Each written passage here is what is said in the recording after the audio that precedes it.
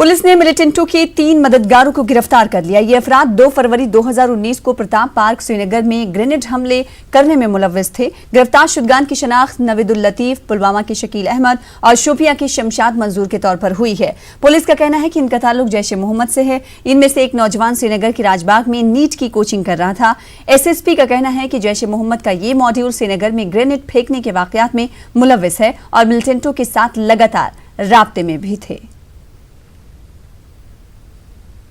3 लोगों को गिरफ्तार करने में कामयाब हुए हैं। मैं आपको बताऊं कि इनमें से सबसे पहला जो हमने अरेस्ट किया, जो कि एक नीट की कोचिंग यहाँ कर रहा था लड़का, जो राजबाग में रहता है और पुलवामा से उसका ताल्लुक़ है। और उसकी फर्दर डिटेल्स में हमने 2 और साथी उसके अरेस्ट किए हैं, जो 2 पुलवामा से हैं और 1 शुपैया से है। जब हमने इनसे बातचीत की, इनको क्वेश्चन किया, तो इनका मेन मकसद था कि जो लाइफ एक्टिविटीज़ यहाँ पे पिकअप हो रही हैं, नॉर्मल सी पूरे शहर श्रीनगर में आ रही है या वैली में आ रही है, इस नॉर्मलसी को किस तरह से डिसरप्ट किया जाए। जो ही इंटरनेट खुला, they got through with their bosses through VPN, ठीक है, थ्रू VPN। तो इन्होंने जो भी अपने बॉसेस हैं अक्रॉस, उनके साथ बात की, तो इनको इमीडिएटली टारगेट और टास्क दिया गया। उसके बाद ये व्हाट्सएप कॉल करते थे और इनको बताया जाता था कि आपको आज पारिमपुरा में करना है, आज प्रताप पार्क में करना है, कल कहीं और करना है। इस तरीके के डायरेक्शंस।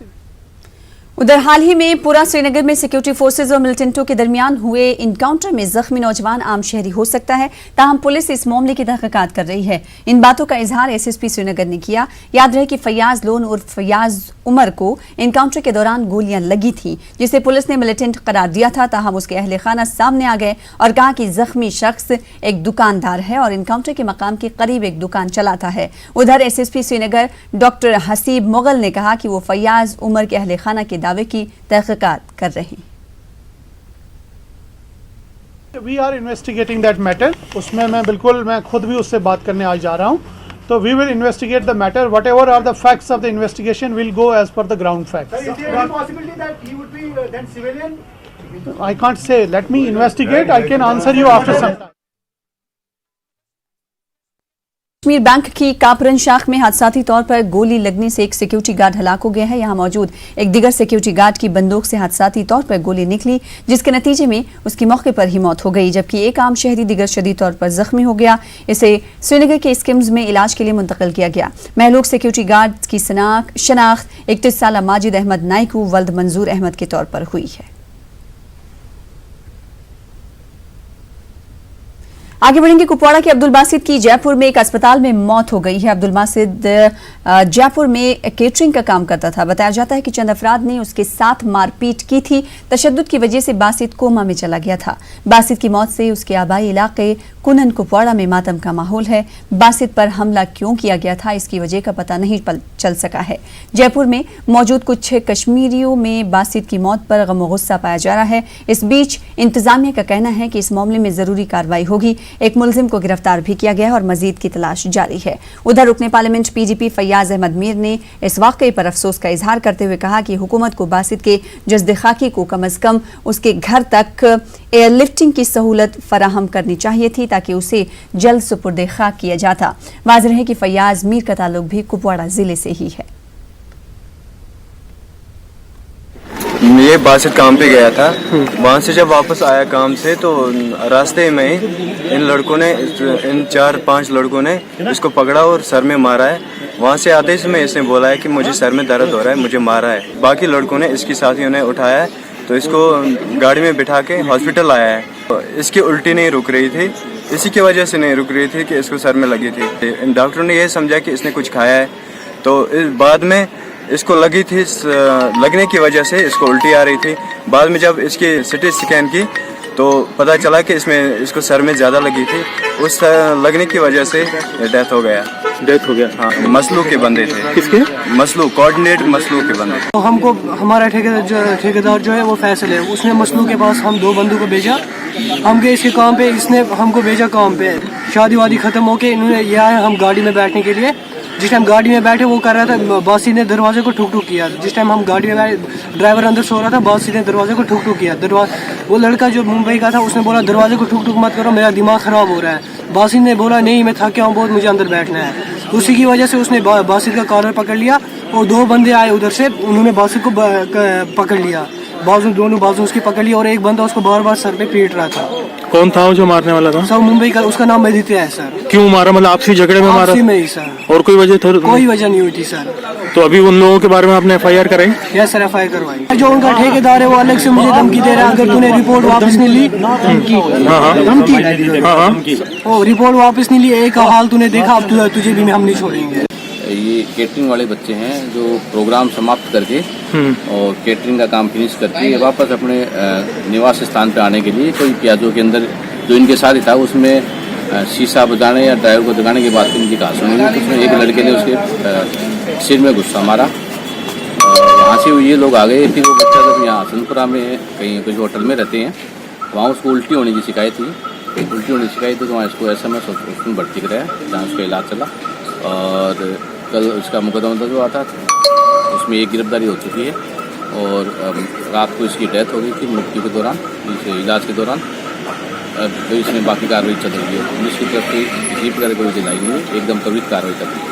तब किसे गिरफ्तार किया गया और कैसे नामजद बताया गया, उसके बारे में कुछ एविडेंस वगैरह जो है सपोर्टिंग मिले? इन्होंने अपनी FIR में नाम किसी का नहीं बताया, केवल ठेकेदार का नाम बताया, फलान ठेकेदार के 2 लड़के, उसके 1 लड़के। इस आधार पे हमने इसे पूछताछ करके बातचीत करके उस आधार पे आदित्य को किया है। बाकी तो कुपवाड़ा जिले के कुनन इलाके के रहने वाले बासित नामी नौजवान की राजस्थान में मारपीट और हलाकत के खिलाफ उनके आबादी इलाके में जबरदस्त एहतजाज हुआ। इस वाक़े की खबर फैलते ही पूरे इलाके में सफ़े मातम बिछ गया। लोगों ने इस वाक़े के खिलाफ जबरदस्त एहतजाज किया और इस कत्ल के वारदात में मुलविस अफराद की फौरी गिरफ्तारी और सख्त सजा की मांग की। बासित अपने अहले खाना का वाहिद कमाऊ था, उसके वालिद पहले ही फौत हो चुके हैं। बासित के लाहिकीन का कहना था कि उनके पास आमदनी का कोई जरिया नहीं है। इसकी वालिदा अपने लख्ते जिगर के खोने से खून के आंसू रो रही है। बासित अपने पीछे अपनी वालिदा और 4 बहनें छोड़ गया है। मदीन नामी लड़का ये 11th में पढ़ रहा था, तो ये 2-4 लड़के जॉब करने के लिए गए। इसका जो फादर है वो फौजी में था और उसकी डेथ 2012 में हुई। और हमने जब सुना कि इसको हॉस्पिटलाइज कराया गया, तो जब इसके दोस्तों ने हमें बताया कि इसको 5-6 लोकल रेजिडेंट्स ने पीटा और ऐसे पीटा कि इसको इमरजेंसी ICU में शिफ्ट कराया गया, जहाँ पर इसको इमरजेंसी सर्जरी कराई गई। सर्जरी कराने के बाद इसकी कल नहीं परसों इसकी रात के 10 बजे सर्जरी हुई और 12 घंटे बाद इसका इंतकाल हुआ। पूरी आवाम अब यही चाहती है कि इनको ऐसी सजा दी जाए, ऐसी कि दोबारा ये वाक़ा ना आए। इससे पेरेंट जो है इनसिक्योर महसूस करते हैं कि यहाँ पर जो बच्चे पढ़ने जाते हैं तो वो इनसिक्योर फील करते हैं। अगर फिलहाल मैं PG कर रहा हूँ, मैं भी ये चाहता था कि मैं बाहर की यूनिवर्सिटी में एडमिशन करूँ, लेकिन अब इस चीज़ों से हमें डर लगता है। वहीं कांग्रेस लीडर सलमान निजामी ने जयपुर में कश्मीरी तालिब इल्म बासित की मौत की शदीद मजम्मत की। निजामी ने कहा कि उन्होंने राजस्थान के वजीर आला अशोक गहलोत से कश्मीरी तलबा की हिफाजत के हवाले से बात की है। इन्होंने यकीन दिलाया कि राजस्थान में मुसलमानों और खास तौर से कश्मीरियों की हिफाजत का ख्याल रखा जाएगा। वजीर आला ने सलमान निजामी से कहा कि मुलजिम को गिरफ्तार किया गया है और अमन में खलल डालने वालों के खिलाफ सख्त कार्रवाई करने की यकीन दहानी भी कराई।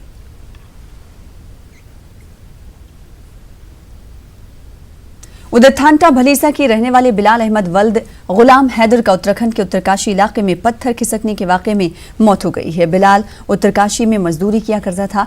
महलूक की आखिरी रसूमात उसके आबाई इलाके थांटा में अंजाम दी गई। इस मौके पर मकामी अफराद ने डोडा इंतजामिया से बिलाल के अहले खाना को फौरी तौर पर रिलीफ फराहम करने की अपील की। इनका कहना था कि वो निहायत ही गरीब खानदान से ताल्लुक रखता था। इस दौरान साबिक MLA अंदरवाल गुलाम मोहम्मद सरूरी ने महलूक के लवाहिकीन को ताज़ियत पेश की। इन्होंने इंतजामिया से लवाहिकीन को एक्स ग्रेशिया फराहम करने की अपील की।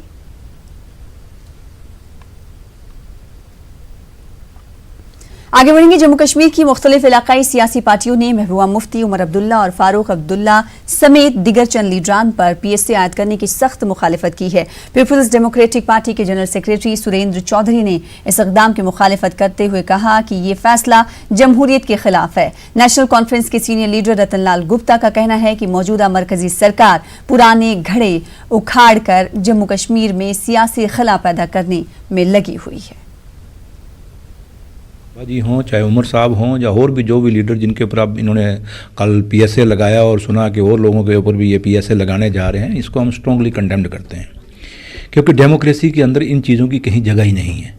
अगर आप डेमोक्रेसी है, विचारों के मतभेद हो सकते हैं, लेकिन उन मतभेदों को बातचीत से मिटाया जा सकता है। लेकिन हम किसी को बंद करके जेलों में डाल के फिर हम कहेंगे कि हिंदुस्तान की डेमोक्रेसी बड़ी स्ट्रॉन्ग हो रही है, तो मैं इस चीज़ को नहीं मानता।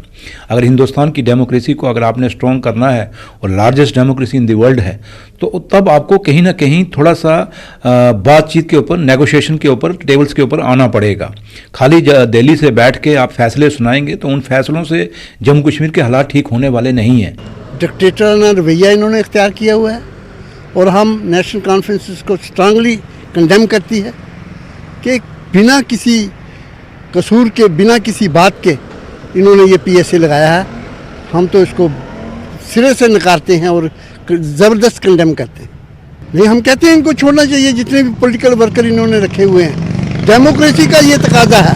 आप एक साइड पे कह रहे हैं कि हिंदुस्तान की डेमोक्रेसी जो है दुनिया में मशहूर है, दुनिया में है, और आज डेमोक्रेसी की ही हत्या हो रही है। डेमोक्रेटिक सिस्टम में ये ज़रूरी है कि जो पॉलिटिकल वर्कर हैं, पॉलिटिकल लीडर हैं, उनको छोड़ना चाहिए और छोड़ के वो डेमोक्रेसी के तौर पे जब बाहर आएँ, उनके साथ अपने वो साथियों के साथ सलाह मशवरा करें और जो रास्ता इख्तियार करना चाहें वो करें। उधर नेशनल कॉन्फ्रेंस ने पार्टी के नायब सदर उमर अब्दुल्ला और जनरल सेक्रेटरी अली मोहम्मद सागर पर PSA लगाने की सख्त अल्फाज में मजम्मत की। पार्टी के तर्जुमान इमरान नबी डार ने कहा न्यूज़ 18 से बातचीत करते हुए कि नेशनल कॉन्फ्रेंस हमेशा से अमन और यकजहती में एतमाद रखती आई है। इन्होंने उमर अब्दुल्ला की महरूसी से पहले किए गए आखिरी ट्वीट का हवाला भी दिया, जिसमें उन्होंने अमन की अपील की थी। होम मिनिस्ट्री की तरफ से, जिसमें उमर अब्दुल्ला साहब पे और जनरल सेक्रेटरी अली मोहम्मद सागर साहब पे PSA लगाया गया। ये न्यूज़ हमारे लिए एक शॉक की तरह आई है और नेशनल कॉन्फ्रेंस इसको इन अनइक्विवोकल टर्म्स कंडेम करती है इस मेजर को। और साथ ही साथ ये भी बताता चलूँ कि नेशनल कॉन्फ्रेंस ने हमेशा पीस एंड नॉन वायलेंस पे जो है मैसर रही है। उमर साहब ने जब लास्ट ट्वीट किया, जब उनको नज़रबंद किया गया, उनका आखिरी ट्वीट यही था कि उन्होंने अपील की थी लोगों को कि प्लीज़ मेंटेन काम, प्लीज़ मेंटेन पीस, और जो है और उसी शख्सियत पे आज PSA लग गया। मुझे लगता है इससे बड़ी आयरनी हो नहीं सकती। वहीं दूसरी जानिब जम्मू कश्मीर कांग्रेस का कहना है कि 3 साबिक वज़ीर आला और दिगर लीडरान पर PSA आयद करना गैर जमहूरी है। पार्टी के तर्जुमान आला रविंद्र शर्मा ने कहा कि इन लीडरान पर ही PSA लगाना गलत है और इसे फौरी तौर पर वापस लेकर उनकी रिहाई अमल में लाई जानी चाहिए।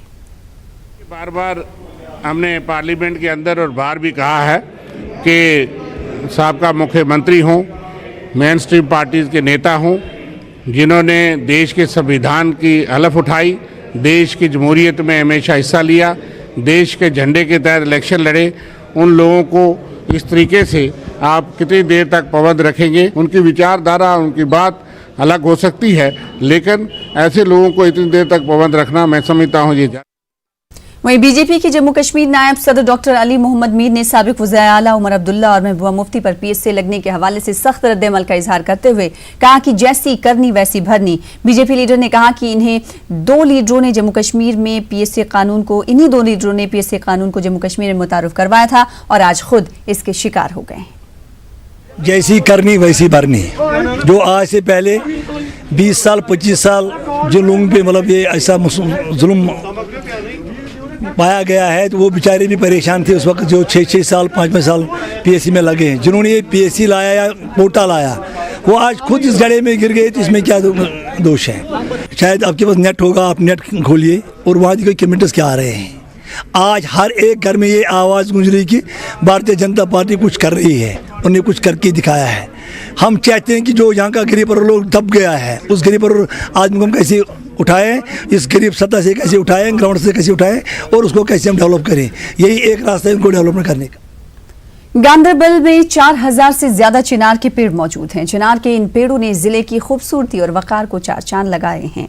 ताहम इस बेशकीमती वर्से के तहफ़्फ़ुज़ और मुस्तक़बिल के लिए इसे बचाए रखने के लिए जिला इंतजामिया लापरवाही का मुजाहरा कर रही है। हाल ही में गवर्नमेंट डिग्री कॉलेज के लिए इमारत तामीर करने के लिए हुकाम ने कई चिनार के पेड़ों को उखाड़ दिया। उनमें कई 100 साला पेड़ भी थे। लोगों ने इंतजामिया के इस इक़दाम पर एतराज़ जताया। वो इंतजामिया से इस अहम वर्से को बचाने की अपील भी कर रहे हैं। देखिए इस हवाले से हमारे नुमाइंदे गांदरबल से जावेद भट्ट की खास रिपोर्ट।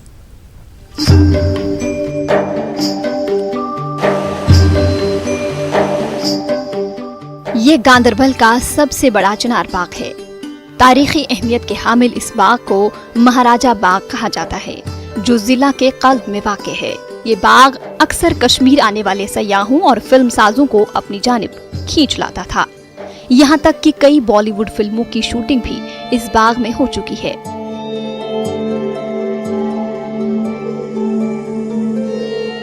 ताहम इस बाग की मौजूदा हालत देखकर ऐसा महसूस होता है जैसे इंतजामिया ने इसे तबाह करने की ठान ली है।